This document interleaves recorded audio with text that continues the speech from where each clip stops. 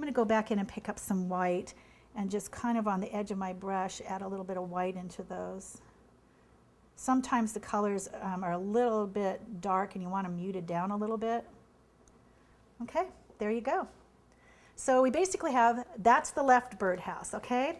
I'm going to do this on this vellum first before we hit the cake.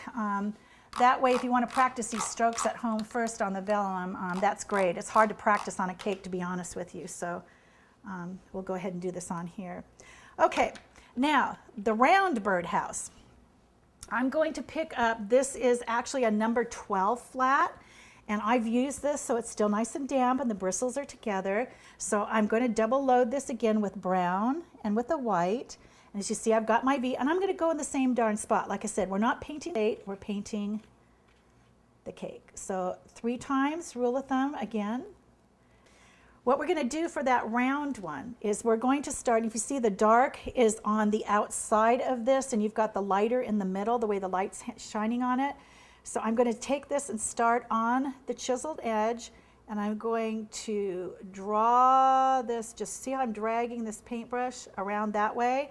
I'm going to load up some more paint, some brown and white, and make sure you got the white in the middle. I'm going to take this and I'm going to twirl it the other way. See how flat that brush is?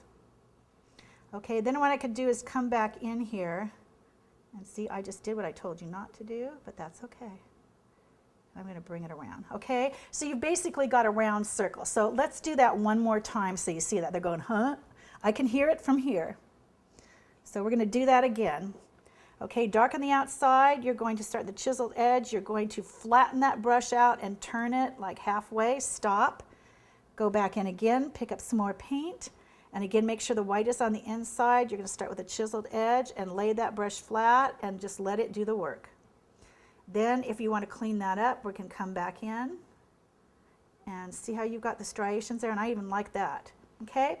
And again, the same thing. What you're going to do is you're going to pick up some more white and brown, and we're going to do that pull.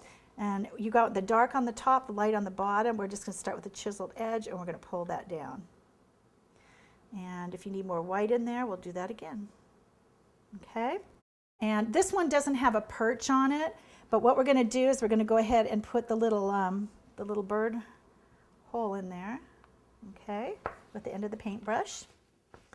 And we'll go ahead and pick up our liner brush and again wet that, pull out some brown and mix that in till it's nice and inky. And this is the only one you're going to dilute. Remember, if it's the liner brush, it needs to be diluted. And again, bring that down to a point and over at an angle, because there's such heavy paint in there, we can just bring that little perch down.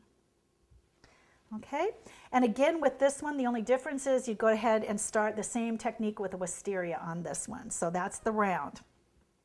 And as you can see, that one doesn't have the moss. What we did later is we'll go back in with the liner brush, and I can do that right now, and we're going to make the little string ties on that. So let me go ahead and clean this and twirl your brush out to a point.